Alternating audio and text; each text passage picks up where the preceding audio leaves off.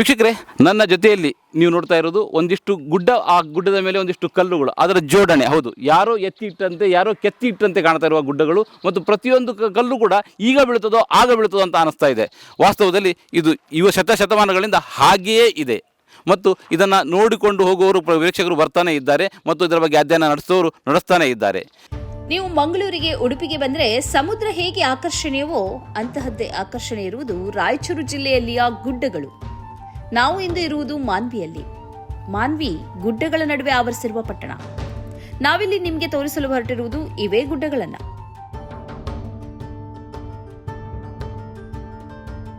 ಇದು ನಮ್ಮ ಮಾನ್ವಿ ತಾಲೂಕಿನಲ್ಲಿ ಇದ್ದಂಥ ಇದು ಮಲ್ಲಿಕಾರ್ಜುನ ಗುಡ್ಡ, ಮೊದಲು ಸಬ್ಜಲ್ ಸತ್ತಾರ್ ಅಂತ ಪ್ರಸಿದ್ಧ ಸ್ಥಳ. ಇದು ಸುತ್ತಲೂ ಬೆಟ್ಟ ಇದೆ. ಈ ಒಂದು ರಮಣೀಯವಾಗಿರ್ತಕ್ಕಂಥ ದೃಶ್ಯ ಇಲ್ಲಿ ಕಂಡು ಬರ್ತದೆ. ಇಲ್ಲಿ ನವಿಲುಗಳು ಮತ್ತು ಈ ಮೊಲ, ಜಿಂಕೆ ಮತ್ತು ಇತರ ರೀತಿಯ ಅನೇಕ ಕಾಡು ಪ್ರಾಣಿಗಳು ಇಲ್ಲಿ ವಾಸ ಮಾಡ್ತಾ, ಔಷಧಿ ಸಸ್ಯಗಳು ಸಹಿತ ಇಲ್ಲಿ ಕಂಡು ಬರ್ತವೆ. ಮಾನ್ವಿ ಚಾಲುಕ್ಯರು, ವಿಜಯನಗರ ಮತ್ತು ಬಹುಮನಿ ಸಾಮ್ರಾಜ್ಯದ ಆಡಳಿತದಲ್ಲಿ ವಿಸ್ತಾರಗೊಂಡಿದೆ, ಮತ್ತು ಇಲ್ಲಿ ಅಭಿವೃದ್ಧಿ ಕೆಲಸಗಳು ಆ ಸಮಯದಲ್ಲಿ ಆಗಿವೆ. ಅಂದರೆ ಪ್ರತಿಯೊಬ್ಬರು ಕೂಡ ಜನಪರವಾಗಿ ಕೆಲಸ ಮಾಡಿದವರು ಇದ್ದಾರೆ.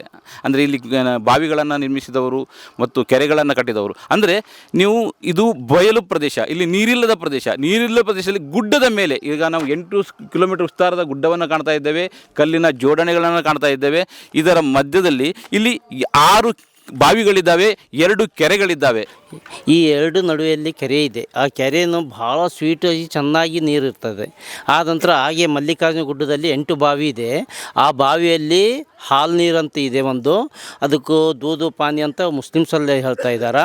ಆಮೇಲೆ ಜಡಿಬೋಟಿ ಮಲ್ಲಿಕಾರ್ಜುನ ಗುಡ್ಡದಲ್ಲಿ ಇದ್ದಂಥ ಇದರಲ್ಲಿ ಟೌನ್ನಲ್ಲಿ ಇದ್ದಂಥ ಎಲ್ಲರೂ ಹೋಗಿ ನೀರು ತೊಗೊಂಬಂದು ಕುಡಿತಾ ಇದ್ದಾರೆ. ಅದು ಹಾಲ್ಬಾಯಿ ನೀರು ಅಂತೇಳಿ ಪ್ರತಿಯೊಬ್ಬರು ಅದು ನೀರು ಕುಡಿದ್ರೆ ಅಂದರೆ ಮಕ್ಕಳು ಜಂಟು ಬ್ಯಾನ್ ಬರೋದಿಲ್ಲ, ಅದಕ್ಕೆ ಸಲುವಾಗಿ ಕುಡಿತಾರೆ. ಈಗ ಫಿಲ್ಟರ್ ನೀರಾಗ ಬರೀ ಕೆಮಿಕಲ್ ಬೆಳೆಸ್ತಾರೆ, ಹಂಗಾಗಿ ಇದೇ ಜಾಸ್ತಿ ಇದ್ದರೆ ಒಟ್ಟು ಆರೋಗ್ಯವಾಗಿರ್ತಾರೆ ಅಂತ ಅವ್ರದ್ದೇನ್ರಿ. ಹಂಗಾಗಿ ಭಾಳಷ್ಟು ಮಂದಿ ಇಲ್ಲೇ ನೀರು ಕುಡಿತಾರೆ. ಎಲ್ಲ ಔಷಧಿಗಳು ಎಲ್ಲ ಇಲ್ಲೇ ಸಿಗುತ್ತಾವೆ, ಗಿಡಮೂಲಿಕೆ. ಹಂಗಾಗಿ ಅದರಿಂದ ನೀರು ಚೆನ್ನಾಗಿರುತ್ತೆ. ಶಾಸಕರು ಕೂಡ ಶುದ್ಧ ನೀರು ಕುಡಿಯುವ ವ್ಯವಸ್ಥೆಯನ್ನು ಮಾಡಿದ್ದಾರೆ. ಆದರೂ ಕೂಡ ಈ ಗುಡ್ಡವನ್ನು ಏರಿ ಸುಮಾರು 1-1.5 ಕಿಲೋಮೀಟರ್ ಉದ್ದದ ಗುಡ್ಡ ಮತ್ತು ಅಷ್ಟೇ ಎತ್ತರದ ಗುಡ್ಡವನ್ನು ಏರಿ ಇಲ್ಲಿಂದ ನೀರನ್ನು ಸಂಗ್ರಹಿಸಿಕೊಂಡು ಹೋಗ್ತಾರೆ. ಬಯಲುಸೀಮೆ ಅಂತ ಹೇಳುವಾಗ ಉರಿ ಬಿಸಿಲು ನೋಡ್ತಾ ಇರ್ತೇವೆ. ಆ ಉರಿ ಬಿಸಿಲಿನ ಮತ್ತು ಆ ಬೆಡ್ಡ ಗುಡ್ಡಗಳ ಕಲ್ಲುಗಳ ಮಧ್ಯದಲ್ಲಿರುವ ಬಾವಿ ತಂಪಾದ, ಅಂದರೆ ಫ್ರಿಜ್ಜಿನಷ್ಟು ತಂಪಾದ ನೀರನ್ನು ಕೊಡ್ತಾ ಇದೆ. ಅಂದರೆ ಗುಡ್ಡದ ಎತ್ತರದ ಪ್ರದೇಶದಲ್ಲಿ ಕೆರೆಗಳನ್ನು ನಿರ್ಮಿಸಿದೆ ಮತ್ತು ಅಲ್ಲಿ ನೀರು ಸಂಗ್ರಹಿಸಲಾಗ್ತದೆ. ಆ ನೀರು ವರ್ಷವಿಡೀ ಇರ್ತದೆ, ಅಪರೂಪಕ್ಕೊಮ್ಮೆ. ಅಂದರೆ ಇಲ್ಲಿ ಸುಮಾರು ಒಂದು 100 ವರ್ಷಗಳ ಇತಿಹಾಸ ನೋಡಿದಾಗ 2-3 ಬಾರಿ ಇದು ಒಣಗಿದ್ದನ್ನು ನಾವು ನೋಡಿದ್ದೇವೆ ಅಂತ ಹೇಳ್ತಾ ಇದ್ದಾರೆ ಇಲ್ಲಿ ಜನರು. ಅಂದರೆ ಇಷ್ಟು ಸುಸಜ್ಜಿತವಾದ ಮತ್ತು ಅಷ್ಟೊಂದು ದೂರದೃಷ್ಟಿಯಿಂದ ಇಲ್ಲಿ ಕೆರೆಗಳನ್ನು, ಬಾವಿಗಳನ್ನು ನಿರ್ಮಿಸಲಾಗ್ತದೆ. ದುರದೃಷ್ಟಕರ ಸಂಗತಿ ಅಂದರೆ ನಮ್ಮಲ್ಲಿ ಇಂತಹದೊಂದು ವಿಶೇಷ ಸ್ಥಳ ಇದೆ. ಅದು ನಮ್ಮೂರಿನ ಹೆಮ್ಮೆ. ಈ ಗುಡ್ಡಗಳೇ ನಮ್ಮ ಊರಿನ ಹೆಸರನ್ನ ಎತ್ತರಕ್ಕೆ ಏರಿಸಬಲ್ಲವು. ಈ ಗುಡ್ಡದಲ್ಲಿಯ ಪ್ರತಿ ಕಲ್ಲಿನ ದರ್ಶನವೂ ನಮಗೆ ಆದಾಯವನ್ನು ತಂದುಕೊಡಬಹುದು ಎಂಬ ಯಾವ ಕಲ್ಪನೆಯೇ ಇಲ್ಲಿಯ ಜನರಿಗೆ ಇದ್ದಂತಿಲ್ಲ. ಇನ್ನು ಜವಾಬ್ದಾರಿ ಬರುವುದಾದ್ರೂ ಹೇಗೆ? ಸಮುದ್ರ ತೀರಗಳನ್ನ ಬೀಚ್ಗಳಾಗಿ ಅಭಿವೃದ್ಧಿಪಡಿಸಿ ಪ್ರವಾಸಿಗರನ್ನ ಸೆಳೆಯಲಾಗ್ತದೆ. ಪ್ರವಾಸಿಗರಿಗೆ ಬೇಕಾದ ಮೂಲಭೂತ ಸೌಲಭ್ಯಗಳನ್ನ ಅಲ್ಲಿ ಒದಗಿಸಲಾಗ್ತದೆ. ಹಾಗೇನೆ ಪ್ರವಾಸಿಗರನ್ನ ಸೆಳೆಯುವ ಅವಕಾಶ ಈ ಗುಡ್ಡಗಳಿಗೂ ಇದೆ. ದುರದೃಷ್ಟವಶಾತ್ ಅದನ್ನು ಪ್ರಚಾರಪಡಿಸುವ ಮತ್ತು ಬಂದ ಪ್ರವಾಸಿಗರಿಗೆ ಮೂಲಭೂತ ಸೌಕರ್ಯಗಳನ್ನು ಒದಗಿಸುವ ಪ್ರಕ್ರಿಯೆ ಇಲ್ಲಿ ಇದುವರೆಗೂ ಆರಂಭವಾಗಿಲ್ಲ. ಎಲ್ಲಿಯವರೆಗೆ ನಿರ್ಲಕ್ಷ್ಯ ಅಂದ್ರೆ ಈ ಗುಡ್ಡಗಳು ಈಗಲೂ ಸ್ಥಳೀಯರ ಬಯಲು ಶೌಚಾಲಯದ ಭಾಗವೇ ಆಗಿವೆ. ಮುಂಜಾನೆಯ ಮತ್ತು ಸಂಜೆಯ ಮಬ್ಬುಗತ್ತಲಿನಲ್ಲಿ ಇಲ್ಲಿ ಶೌಚ ಮುಗಿಸಿ ನಿರಾಳರಾಗಿ ಬರುವವರು ಈಗಲೂ ಕಾಣಿಸುತ್ತಾರೆ. ಆದರೆ ನಾವಿಲ್ಲಿ ಹೇಳಲು ಹೊರಟಿರುವ ಮುಖ್ಯ ವಿಷಯ ಅದಲ್ಲ. ಈ ಗುಡ್ಡದ ಪರಿಚಯ ಮತ್ತು ಅದರ ವೈಶಿಷ್ಟ್ಯ.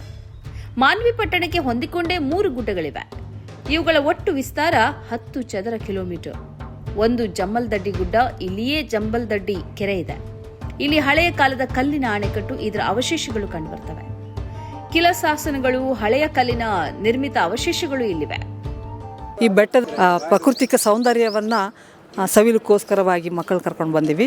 ಮಕ್ಕಳಿಗೆ ನಾವು ಸಮಾಜ ವಿಜ್ಞಾನ ಶಿಕ್ಷಕರಾಗಿ ಮಕ್ಕಳಿಗೆ ಇತಿಹಾಸದ ಬಗ್ಗೆ ತಿಳಿಬೇಕಂತೇಳಿ ಪ್ರಾಯೋಗಿಕವಾಗಿ ಇಲ್ಲಿ ಕರ್ಕೊಂಡ್ಬಂದು ಬೆಟ್ಟ ಗುಡ್ಡಗಳೆಲ್ಲದನ್ನು ನೋಡಿ ಇಲ್ಲಿನ ಕಲೆಗಳು ಏನೇನಿದಾವೆ ಅವು ಮತ್ತೆ ಬೆಟ್ಟಗಳೆಲ್ಲನೂ ನೋಡಿ ತುಂಬಾ ಖುಷಿ ಆಯ್ತು. ಶಾಸಕರಾದವರು ಏನೋ ಒಂದು ಪ್ರಯತ್ನ ಮಾಡಿದ್ದಾರೆ ಎನ್ನುವುದಕ್ಕಷ್ಟೇ ಸೀಮಿತವಾಗಿದೆ. ಉದ್ಯಾನವನ ಮಾಡಿದ್ದಾರೆ, ಆದರೆ ನಿರ್ವಹಣೆ ಇಲ್ಲದೆ ಹರಕು ಮುರುಕು ಲಾಸ್ಟ್ ಟೈಮ್ ಇದ್ದಂಥ ನಮ್ಮ ರಾಜ ವೆಂಕಟಪ್ಪ ನಾಯಕ ಶಾಸಕರಿದ್ದಾಗ ಇದೆಲ್ಲ ಮಲ್ಲಿಕಾರ್ಜುನ ಗುಡ್ಡಕ್ಕೂ CC ರೋಡನ್ನು ಮಾಡಿಕೊಟ್ಟಿದ್ದಾರೆ, ಲೈಟ್ ಕಂಬವನ್ನು ಮಾಡಿದ್ದಾರೆ, ಗಾರ್ಡನ್ ಥರ ಇದು ಮಾಡಿ ಅನುಮತಿ ಮಾಡಿ ಕೊಟ್ಟಿದ್ದಾರೆ. ಇನ್ನೂ ಈಗಿರೋದಂಥ ಶಾಸಕರು ಸ್ವಲ್ಪ ಈ ಕಡೆ ಒತ್ತು ಕೊಟ್ಟು ಇಲ್ಲಿ ಒಂದು ಬಂದು ವೀಕ್ಷಣೆ ಮಾಡಿ ಇನ್ನು ಏನೇನು ಮಾಡಬೇಕು, ಶಾಲೆ ಹುಡುಗರನ್ನ ಪ್ರವಾಸಕ್ಕೆ ಬರ್ತಾರೆ, ಎಲ್ಲ ನೋಡ್ತಾರೆ, ನೋಡಿ ಖುಷಿ ಪಡುತ್ತಾರೆ. ಇನ್ನು ಆಟದ ಮೈದಾನಗಳು ಎಲ್ಲ ಚೆನ್ನಾಗಿ ಮಾಡಿದ್ರೆ ಭಾಳಷ್ಟು ಇದಾಗುತ್ತದೆ. ಮತ್ತು ಈ ಮಾನ್ಯ ತಾಲೂಕಿನ ಸುತ್ತಮುತ್ತ ಎಲ್ಲಿಯೂ ಪಿಕ್ನಿಕ್ಗೆ ಒಂದು ಒಳ್ಳೆಯ ಅವಕಾಶ ಸ್ಥಳ ಇಲ್ಲ. ಇದು ಸೂಕ್ತ ಸ್ಥಳ ಅಂತ ತಿಳ್ಕೊಂಡು ನಮ್ಗೆ ಕಂಡು ಬರ್ತದೆ. ಸರ್ಕಾರ ಇದನ್ನು ಹೆಚ್ಚಿನ ಕ್ರಮ ವಹಿಸಿ ಇದು ಒಳ್ಳೆ ಗಾರ್ಡನ್ ಮಾಡಿ ಒಂದು ಪಿಕ್ನಿಕ್ಗೆ ಅನುಕೂಲ ಮಾಡಿಕೊಟ್ರೆ ಬಹಳ ಚಲೋ. ವೈಶಿಷ್ಟ್ಯ ಪ್ರದೇಶವೊಂದರ ಅಸ್ತಿತ್ವದ ಮಾಹಿತಿ ಇನ್ನೂ ವ್ಯಾಪಿಸಿಲ್ಲ. ಇದಕ್ಕೆ ರಾಷ್ಟ್ರೀಯ ಪ್ರಚಾರ ಸಿಕ್ಕಿಲ್ಲ.